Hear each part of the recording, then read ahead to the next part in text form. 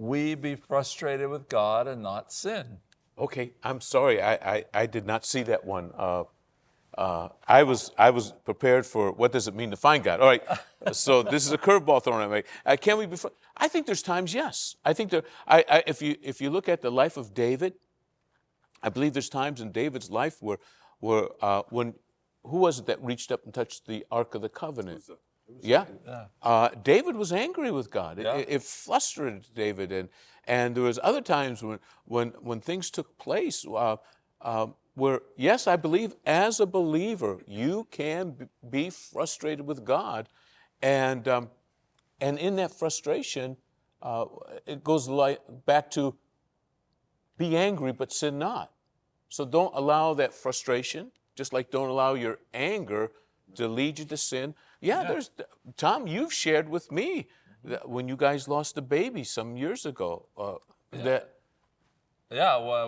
was, it's a terrible situation. I ran out of gas on the way to the hospital while Jean's having a miscarriage, and I started yelling at God about what are you doing? What are you doing? So there was a frustration, and I don't think I was sinning because I kind of think God can handle it. What do you think, Buck? I think so.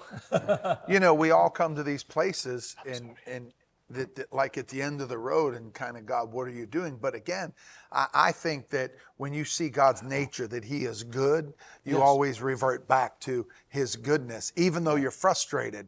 And he's come through, and I always meditate on his faithfulness. He's come through this time. So frustration now, as I get a little more mature, it doesn't last that long. Oh, that's good. That's good. It's funny you mentioned about Uzzah, and just as you were talking here, the Holy Spirit just kind of dropped this in my mind about how don't allow your frustration to become contempt. To where, Uzzah thought, oh, I become familiar with God so I can touch him. So a lot of times don't allow your anger to touch his glory, his honor, his name, where you begin to speak out against him. It's kind of like when the children of Israel, when they came out, you brought us out here to die, didn't you? Like almost like he's evil now because he's allowing you to go through it. And I think that's the line. It's not the fact of being frustrated or like, what are you up to? Or, man, this is so, that's all fine.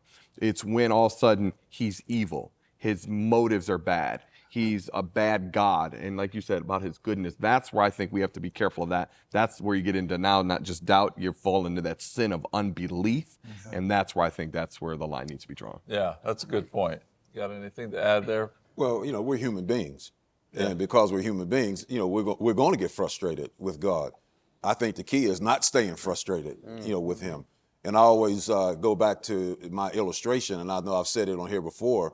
Sometimes, you go back to those Looney Tune cartoons, right, where they would slap the guy, And sometimes, you get frustrated, and that's understandable. But if you stay in that state of frustration, sometimes you need a Looney Tune slap, just to bring you back to reality and say, okay, I got that out, now I'm, I can refocus. So I think that's the key, not staying frustrated. I'm going to give you the number to the Looney Tune Slap Hotline, and Pastor Bill will come over and fix you up. I think that's so key, guys, because the Psalms, how long, oh God, things like that. There's a frustration. Will you forsake me forever? Yeah, there's a frustration that can come, but we finally have to have that anchor of who he really is and his character. So.